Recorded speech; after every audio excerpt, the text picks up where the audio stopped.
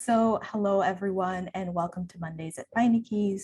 I begin my talk today, Building Yale, by acknowledging the work and contributions of the entire 18th century research team. In particular, I want to thank Kate Kushner and Michael Moran for conducting on-campus research during the past year. In my Beinecke talk today, I will be focusing on the slave labor that went into the building of Yale College in the first half of the 18th century.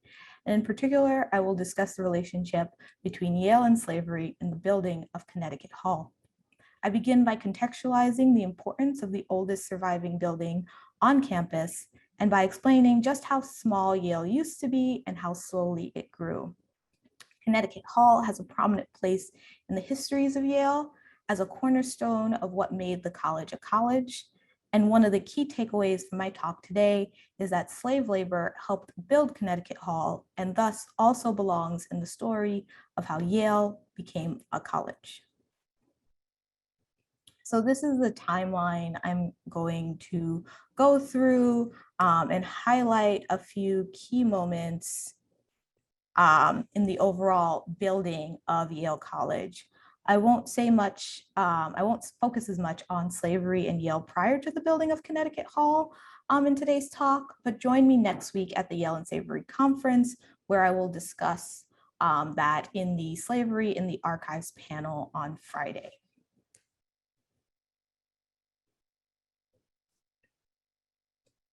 So for those of you who don't know, the story of Yale actually begins in Saybrook, Connecticut, and not New Haven, Connecticut. On October 9th, 1701, the Colonial Assembly of Connecticut passed an act to erect the Collegiate School of Connecticut. This is the original name of Yale College prior to Elihu Yale's donation and the name change that came with it. The school was originally located in Saybrook, though there were no formal buildings dedicated exclusively for the use of the school. So this meant that things like the early commencement ceremonies, for example, were held in the home of Reverend Thomas Buckingham, and students received their ecclesiastic education in the homes of their rectors and their tutors. For those who don't know about the rectors, they were the primary instructors of students before you had professors, and the tutors supported the rectors in preparing the young men to become ministers. As time went on, there were debates amongst the founding trustees, and the Collegiate School of Connecticut moved to New Haven in 1717. The reasoning being that the college had a better chance for growth and to attract more students if it moved to New Haven rather than staying in Saybrook.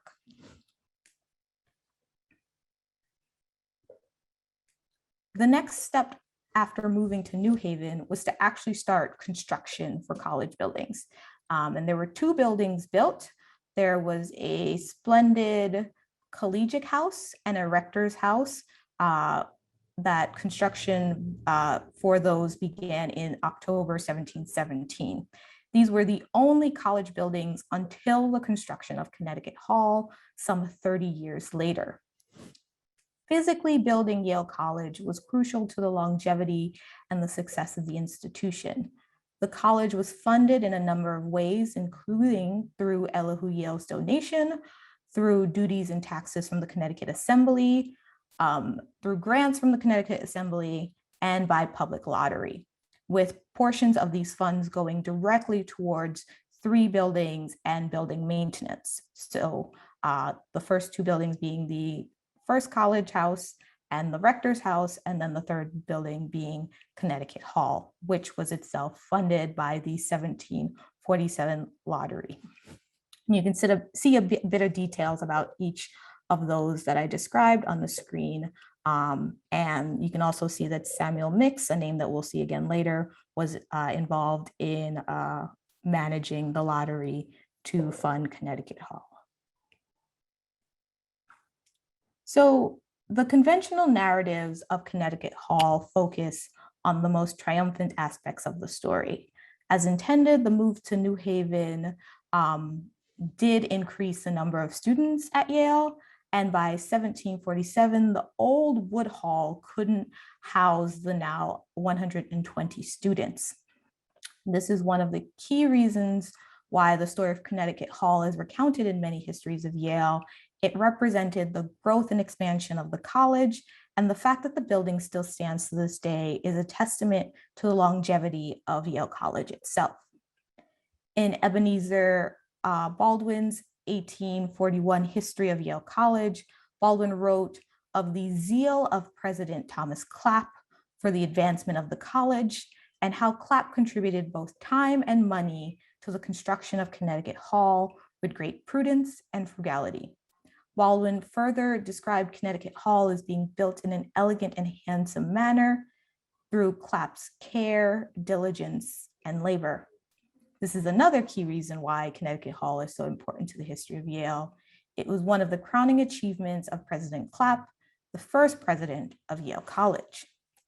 And so the conventional stories of Yale tend to frame Connecticut Hall in these two lights, as a symbol of Yale's survival and growth by the middle of the 18th century, and or as part of the narrative of Thomas Clapp's presidency and all the great things he did for the college. Since President Clapp was the one who oversaw it, it's important to say a little bit more about him and then how we began our search for slavery in his papers in particular. So Reverend Thomas Clapp oversaw the construction of Connecticut Hall between 1748 and 1752. It was the first brick building in all of Connecticut and was meant to serve as a dormitory for Yale students. Starting in the Clapp papers was an obvious beginning point to find any mentions of slavery at Yale. So in some of the other conventional stories of Connecticut Hall, the actual building, the labor of the hall is attributed to Francis Latour and Thomas Bills, who worked 165 days and 114 days and 3/4 during the construction process. But within the Clapp papers, we found that 27% of the labor for Connecticut Hall was performed by Jethro and Gad Luke, who worked for a total of 191.5 days, and by enslaved men who worked a total of 436.5 days. Other than an enslaved man named Mingo, the names of the other enslaved men were not listed. They were simply recorded as someone's Negro. From Clapp's papers, we turned to university treasury records, then to probate records, assembly records, newspapers, most notably the Connecticut Gazette, and other primary documents to try to uncover the presence, names, and lives of free and enslaved people who helped build the college. This is an ongoing process that consists of me and the rest of the team cross-referencing names across the various documents and finding as much information as possible from some seemingly thin threads.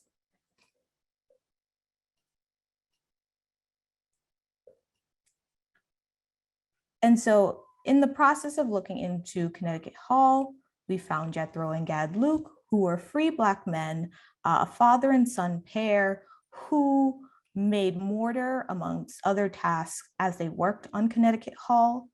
And we've been able to identify the quote unquote Negroes who worked on the hall, including Jack, who was enslaved to Joseph Noyes. There was Dick, who was enslaved to Theophilus Munson. There was George, who was enslaved to President Thomas Clapp. And Mingo was enslaved to Arch, which is probably short for Archibald McNeil. We are also still looking for the man enslaved to Mr. Beinecke. We have not found any details in that area as yet, but this is still an ongoing project, as I said before, so there's still time, and we are still pursuing that name and that relationship to the building of Connecticut Hall. The Black men we know most about from this list are Jethro and Gad Luke. Michael Morand has a Mondays at Beinecke talk on February 15th, where he described Jethro and how he discovered him in the archives. I recommend you check out that video over on the Beinecke YouTube page for more information on them and their relationship to Connecticut Hall, Yale, and New Haven. There will be a link in the chat for those of you who are interested. And don't forget to like and subscribe to the Beinecke Facebook, YouTube page. These men that you see here, these are the name of the free and enslaved people who performed substantial labor for Connecticut Hall, as I said before, about 27%, but they have been ignored in previous histories of Yale.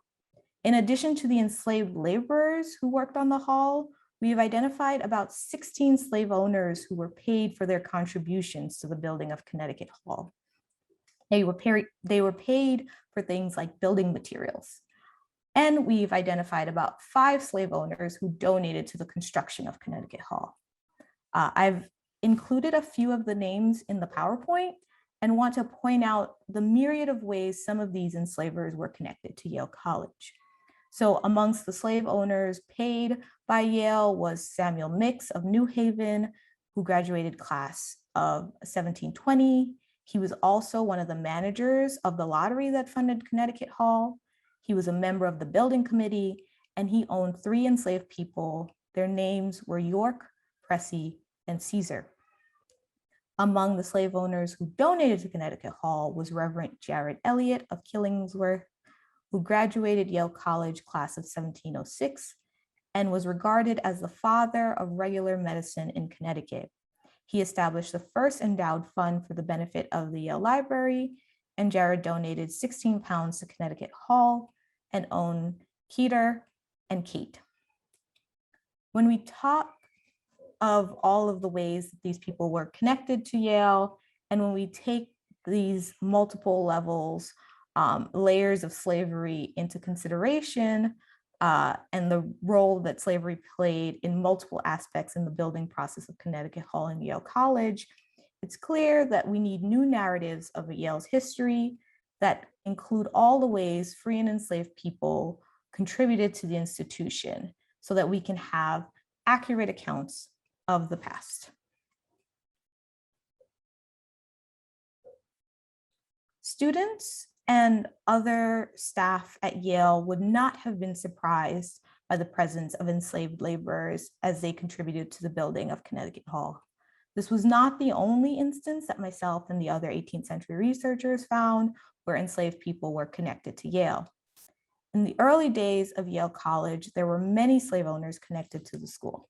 While we are still looking into Elihu Yale's possible slave ownership, we do know of several other slave owners who donated to the college between 1700 and 1765. This included Reverend Solomon Williams of Lebanon, Connecticut, Jared Ingersoll of New Haven, Reverend Samuel Bird of New Haven, and Governor Gordon Saltonstall. Additionally, several students owned enslaved people, including Ichabod Camp, class of 1743, and Jonathan Edwards, class of 1720. For more on Edwards' beliefs about race and slavery, you can check out Ken Minkema's June 14th Mondays at Beinecke talk, and there'll be a link for that in the chat as well. Back to the slave owners at Yale, it's important to reiterate that Rector and later President Thomas Clapp himself owned enslaved people, and several Yale trustees such as Joseph Noyes and Timothy Woodridge also owned enslaved people. At this point, I also want to note that while much of the slave ownership was of people of African descent, there were also some Native American slaves held by Yaleys. Timothy Woodridge, for example, owned both Native American and African slaves. Thus, we see that slavery was always present and integral to the story of Yale College. This Yale and Slavery Project is long overdue to reckon with the histories and legacies of slavery at Yale, as well as the history of slavery in New Haven and in Connecticut. Yale history is New Haven history and Connecticut history. The building of Connecticut Hall required resources and labor from many towns in the colony, from Branford, West Haven, Norridge, Danbury, and much more. Additionally, the names of the Yale donors, students, and employees that I mentioned earlier were men who lived all throughout Connecticut, in Saybrook, Killingworth, Guilford, Lebanon, and of course, New Haven. Slavery in the colony and later state of Connecticut was legal until 1848. Yale-affiliated slave owners were much like their counterparts in other parts of New England. Beginning with the enslavement of Native Americans, the first generation of large-scale Native American slavery occurred in the 17th century and came in the aftermath of the Pequot War and King Philip's War, before African slavery took off in the 18th century. Native American slavery paved the way for African slavery as New Englanders developed laws and practices that affected Africans and Indians alike. For example, in 1730, the Connecticut Assembly passed an act for the punishment of Negroes, Indian, and mulatto slaves for speaking defamatory words against white persons, which this act regarded and regulated enslaved Black and Indigenous peoples in the same manner. I also want to mention that for those who assume the word mulatto refers exclusively to people of Black and white parentage, that assumption is incorrect, as in New England, the term also referred to people of Black and Native ancestry, and they could be enslaved based on the status of either an African or Indigenous mother. The enslaving of Native Americans decreased as the 18th century went on. However, enslaved Indigenous people faced a high risk of remaining slaves for life, and their children inherited that status because they were not expected to return to a separate and autonomous existence, but rather to continue working for English colonists and to obey English laws. In the 18th century, the majority of slaves were African or of African descent. In 1755, not long after the construction of Connecticut Hall, the enslaved population of Connecticut was about 4,000. And by 1774, on the eve of the American Revolution, that number was 6,562. Enslaved Africans were purchased both from the coast of Africa and from the West Indies, namely British-controlled islands like Barbados, with whom New England and Connecticut merchants had extensive partnerships.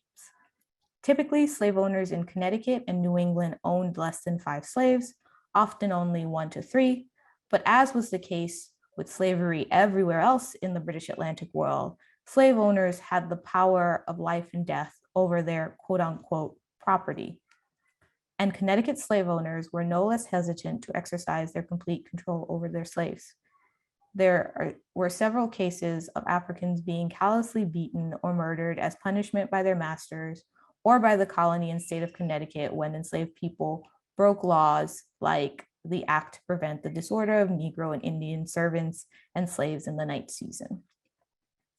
The state of Connecticut attempted to phase out slavery with the passage of the 1784 Gradual Emancipation Law, and slowly the number of enslaved people decreased from 6,562 in 1774 to 951 in 1800, 97 by 1820, and 17 enslaved people were left by 1840. Despite slave owners in Connecticut only having a few slaves, these enslaved people still represented large portions of the wealth of their enslavers. For example, in the case of Samuel Mix, who I mentioned earlier, after land, York, Plessy, and Caesar were the most valuable individual property that Mix owned. And there was no such thing as benign slavery, even in the North. Enslaved Africans sought to escape their forced servitude, as was the case with George, who was listed as Mr. Clapp's Negro. He ran away from Clapp in 1758. So now that we have successfully identified several slave owners and recovered the names of some enslaved people, me and the rest of the 18th century team, we look forward to uncovering more about the lives of the Black and Indigenous people, both free and enslaved, who were active and crucial participants in the building of Yale College. And with that, I conclude my presentation and open for questions.